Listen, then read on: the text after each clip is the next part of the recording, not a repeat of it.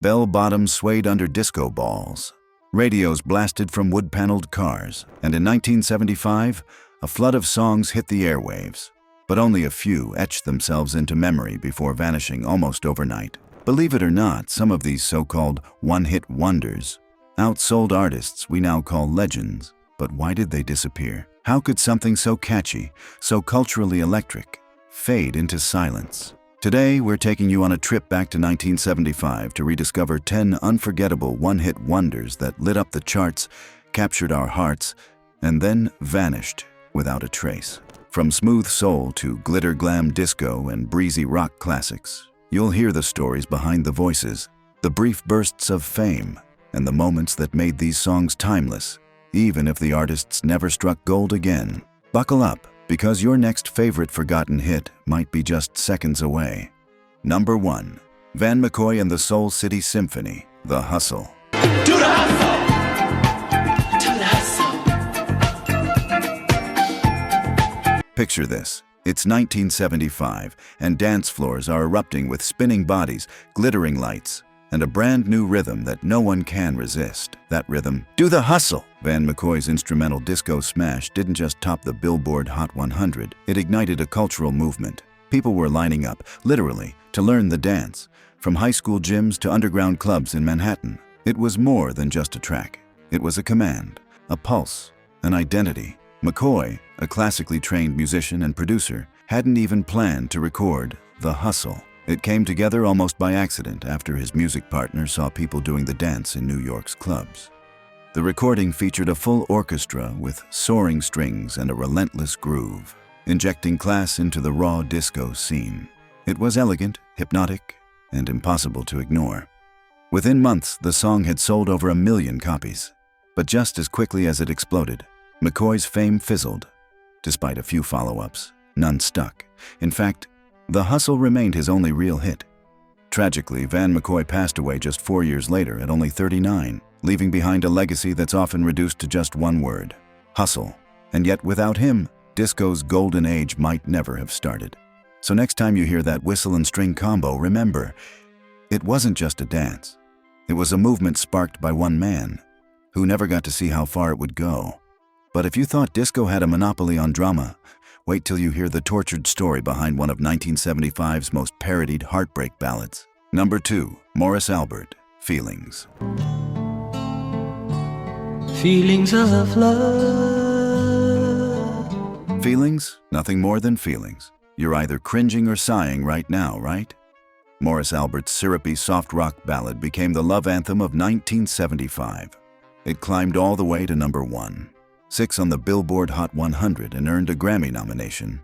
But behind the emotional falsetto lies a tangled web of legal battles, lost credit, and a surprising lack of, well, feelings. Morris Albert wasn't even American, he was Brazilian. Born Mauricio Alberto Kaiserman, he released Feelings internationally, never expecting it to blow up the way it did in the US. The lyrics are simple, some would say too simple.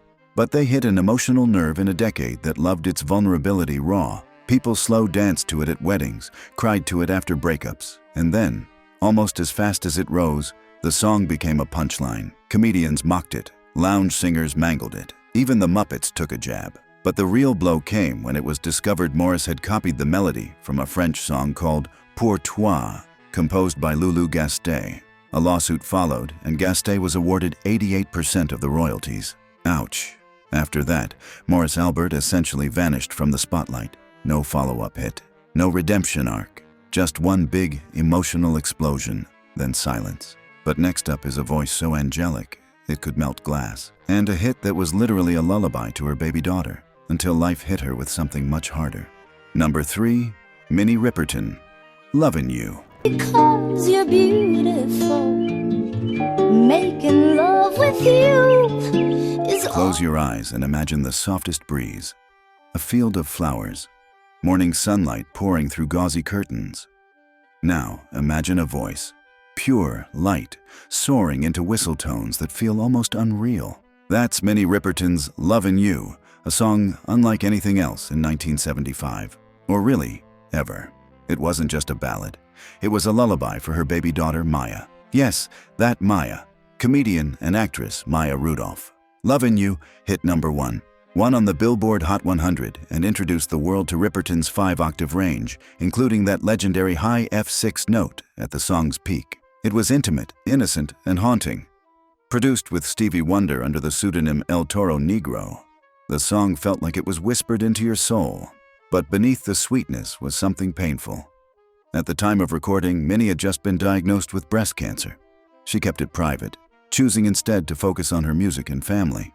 Her performance took on a whole new meaning when the public later learned the song was born from love, but shadowed by fear. Despite the enormous success of Lovin You, Riperton's follow-up singles never matched its impact. She became a spokesperson for cancer awareness, even testifying before Congress. Sadly, she passed away in 1979 at just 31 years old. Still, Lovin You remains eternal, a perfect snapshot of beauty, both fragile and powerful. A reminder that even the softest songs can carry the heaviest truths. Coming up next, Betrayal, British Soul, and one of the slickest rock grooves ever to hit American airwaves. Guess which band snuck into the top 20 with a song about infidelity? Number 4, Ace, How Long? Has this been going on? At first listen, How Long sounds like a love song, sleek, smooth, oozing with British soul. Paul Carrick's velvet voice croons with pain and restraint, like someone nursing a broken heart. And for decades, people assumed it was about a cheating partner. But here's the twist. It's not about romance at all. The band Ace, formed in Sheffield, England in the early 70s, was struggling to hold itself together when their bass player was secretly moonlighting with another band behind their backs. That betrayal? It hurt enough to inspire How Long, a track that would become a transatlantic smash. Released in 1974 and reaching the US charts in 1975, it peaked at number 1, 3 and became a soft rock staple, even though Ace had very little name recognition stateside. The irony? Most people thought Ace was a one-man act because of Carrick's distinct voice. And while Ace couldn't replicate the magic with follow-up singles, Paul Carrick went on to become a secret weapon in British pop history. You've heard him. He later fronted Mike plus the Mechanics, sang lead on Tempted by Squeeze, and even worked with Roxy Music and Eric Clapton. So while Ace was a one-hit wonder, Carrick himself had a long, winding career behind the scenes. That voice never disappeared. It just changed uniforms. And speaking of musical disguises, our next hit was born from a martial arts spy movie and somehow became a disco rock anthem that soared above the clouds. Number 5, Jigsaw, Sky High. I gave you love. I thought that we had made it to. What do you get when you mix a British pop band, a 1970s kung fu action movie, and a soaring falsetto chorus that sounds like it was engineered to echo off skyscrapers? You get Sky High by Jigsaw, a track as strange as it is irresistible. Here's the setup. The song was originally written for The Man from Hong Kong, a now-forgotten Australian martial arts spy film.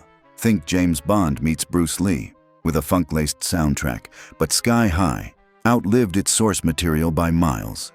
It rocketed up the US Billboard charts, peaking at number 3, and became a global hit thanks to its dramatic string arrangements, thunderous drums, and that unforgettable high-pitched hook. Jigsaw, a band that had been knocking around England since the late 60s, finally struck gold, but couldn't hold on to it. Despite releasing several follow-ups, none ever touched the same altitude.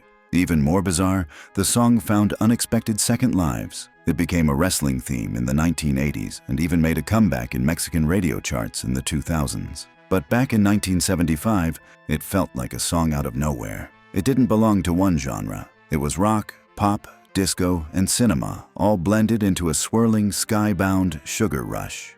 So why did Jigsaw fall apart? Label struggles, shifting sounds, and the fact that lightning rarely strikes twice. But our next act? They were never chasing trends. They came from the Ozarks, sounded like southern mystics, and somehow dropped one of the most dreamy, cryptic hits of the decade. Number 6, Ozark Mountain Daredevils, Jackie Blue. Ooh, Jackie, you're not so down. You like your life. Imagine floating down a river at twilight, soft harmonies brushing against the current, and a voice that drifts like smoke across a starlit sky. That's Jackie Blue, a hauntingly mellow tune from a band that looked like they came straight out of a campsite jam session. But don't let the laid-back vibe fool you. The Ozark Mountain Daredevils delivered one of 1975's most enigmatic hits. The band hailed from Springfield, Missouri, and had built a loyal following through their blend of country rock, folk, and backwoods mysticism. But Jackie Blue? That was something else. Released in early 1975, it soared to number 1. 3 on the Billboard Hot 100, and sounded more like California pop than Ozark roots. Originally written about a male drug dealer the band knew, producer Glyn Johns, yes, that Glyn Johns, who worked with the Rolling Stones and Led Zeppelin, insisted they flip the gender. Suddenly, Jackie became a mysterious woman, always vanishing, always chasing freedom. The result was a timeless vibe that appealed to both pop and rock fans. And yet, the success of Jackie Blue became a creative trap. The band never quite figured out how to follow it up. Their next singles flopped. They didn't want to lean too pop, nor did they fully embrace Nashville. Caught between worlds, they faded from mainstream radio, but not from memory. Today, Jackie Blue remains a dreamy relic, a track that feels like it was plucked from a different dimension, a moment of perfect balance before it all drifted away. Coming up next, a slow jam so sultry it practically melts speakers, and a soul singer whose voice made time stop, if only for one unforgettable summer. Number 7, Major Harris, Love Won't Let Me Wait. The time is right. You hold me tight. Slide the needle onto the vinyl, dim the lights, and brace yourself, because Major Harris's Love Won't Let Me Wait doesn't just play, it simmers. Released in 1975, this bedroom soul classic climbed to number 1, 5 on the Billboard Hot 100 and number 1 on the R&B chart, melting radios across the country with a voice that dripped with desire and desperation. Before his solo breakout, Harris was a member of the Delphonics, the Philadelphia soul group known for lush harmonies and falsetto-laced slow jams. But Love Won't Let Me Wait wasn't just another romantic ballad. It was intimate. The song unfolds like a whispered confession, backed by plush strings and soft guitar licks that feel more like a caress than an arrangement. But while the song became an instant classic for slow dancers and lovers, Major Harris struggled to capture that magic again. He released more material, but none of it resonated the way this one hit did. Maybe it was too perfect. Maybe it was lightning in a bottle. The legacy, however, lives on. The track's been sampled, covered, and cherished by everyone from Luther Vandross to Seal. And for anyone who's ever made a mixtape for a romantic night in, you know this song had to be on it. Next up, though, we're shifting gears, from bedroom soul to bohemian jazz folk. And the voice you're about to hear, so rich and smoky, it felt like poetry floating on air. Number 8, Phoebe Snow, Poetry Man. Make me laugh, 'cause your eyes, they light the night. The first time you hear Poetry Man, it feels like stumbling into a late-night cafe where someone's playing guitar in the corner and singing just for you. Phoebe Snow's voice was like warm velvet, blending folk, jazz, blues, and something indefinably hers. Released in late 1974 and peaking in 1975, Poetry Man became a surprise hit, reaching number 5 on the Billboard Hot 100. Snow wasn't like other singer-songwriters of her era. She had a powerhouse voice that could have gone Broadway, but she chose subtlety, choosing lyrics that painted pictures rather than shouted messages. Poetry Man is an achingly beautiful song about being the other woman, told with grace, honesty, and zero melodrama. That raw vulnerability struck a chord. Critics adored her. She was on the cover of Rolling Stone, performed on Saturday Night Live's very first episode, and was dubbed one of the most promising talents of the decade. But success wasn't the full story. Snow stepped back from her rising career to care for her daughter, Valerie, who was born with severe brain damage. For the rest of her life, Snow juggled music with full-time caregiving, and though she released several albums afterward, none matched the impact of Poetry Man. Still, her voice never faded. It just became a treasured echo. If you hear it today, you'll know. It wasn't just a song. It was a soul speaking. But now, get ready for a shift, because our next track has nothing soft about it. It's glittery, bouncy, and so catchy it practically levitates. One word, magic. Number 9, Pilot, Magic. Ho, ho, ho,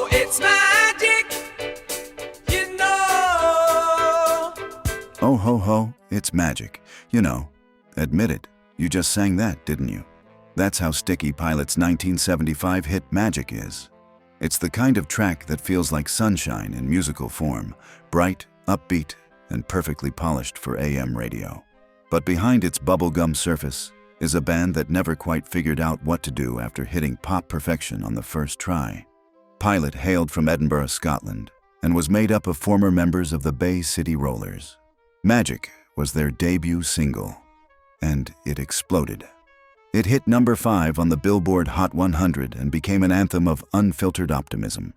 With its sparkling piano riffs, jangly guitars, and those whoa-oh-oh hooks, it sounded tailor-made for movie montages and roller rinks. And yet, that was pretty much it. Pilot released other tracks, including the modest UK hit January, but they never broke through again in the States. The group disbanded by the late 70s, though members went on to work with Alan Parsons, Kate Bush, and Elton John. That's right, the guy playing keys on Magic? He later joined the Alan Parsons Project, but the song itself lived on. It showed up in commercials, movies, even kids' shows. You couldn't escape it, and you wouldn't want to. It was the kind of pure pop joy that refused to age. And coming up next, we're ditching the glitter for grit with a controversial anthem about a guy, a girl, and a Chevy van that was way steamier than people expected. Number 10, Sammy Johns, Chevy Van. Riding the wagon, she crawled in. At first glance, it's just a mellow, soft rock tune. But Chevy Van by Sammy Johns, it was quietly one of the most scandalous songs of 1975. This wasn't bubblegum pop or disco sparkle. It was a full-on road trip confession. One guy, one girl, one van, and a night they both agreed never to talk about again. Released in 1975 after floating in regional radio stations the year before, Chevy Van felt like a gentle acoustic ballad until you actually listened to the lyrics. A drifter picks up a hitchhiker, they share a spontaneous night of passion, and by morning, she's gone. No drama, no heartbreak, just a fleeting, intimate connection. It was daring, especially for radio play at the time, and yet it struck a nerve with listeners hungry for something raw and real. The song climbed to number 5 on the Billboard Hot 100 and turned Sammy Johns, a soft-spoken Georgia-born songwriter, into an unexpected sex symbol of the airwaves. But the fame was as fleeting as the romance in his lyrics. Follow-up singles like Ragdoll and Common Man never broke through, and by the 80s, Johns had faded from public view, though he continued writing for other artists. Still, Chevy Van endured. It became a staple of late-night classic rock radio and even found its way into movie soundtracks. It's nostalgic, a little taboo, and strangely tender. And to this day, it still makes people blush when they realize what it's really about. If you loved this trip back to 1975 or discovered a new favorite, go ahead and hit that like button and drop a comment below. Which one-hit wonder hit you hardest? We want to hear your favorites, your memories, your stories. Make sure to subscribe because we've got more hidden gems and unforgettable tracks coming your way. Thanks for joining us on this ride. We dig up the songs that disappeared fast but never left your heart. Catch you next time. And as always, stay tuned. Stay tuned.